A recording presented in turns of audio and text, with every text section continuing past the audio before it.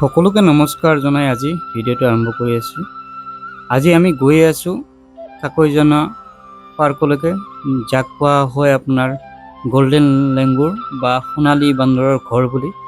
আৰু ধুনীয়া এখন সৰু চাই ৱাটাৰফলো আছে, আমি তালৈকে যাম। এতিয়া কাকৈজনা পাৰ্কৰ সোমোৱাৰ কাৰণে 20 টকা এণ্ট্ৰি ফিজ দিব লাগে।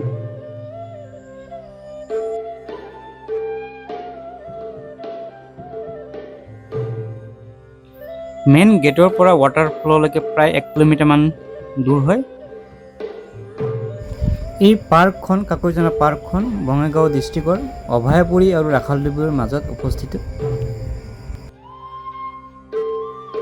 শিৱ মন্দিৰলৈ যাবলৈ হ'লে এইফালে খোজকাঢ়ি ওপৰলৈ উঠিব লাগে আৰু ভালেখিনি ওপৰত আছে, ধুনীয়া টিলা এটাৰ ওপৰত।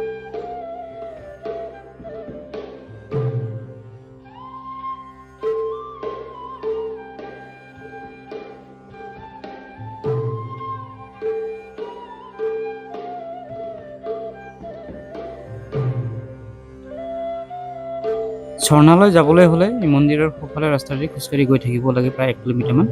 ফৰেষ্টত আমি ঝৰ্ণা চাব আহি চবৰ অৱস্থা দুৰৱস্থা, এই একদম অৱস্থা নাই, চব দুৰৱস্থা হৈ গৈছে।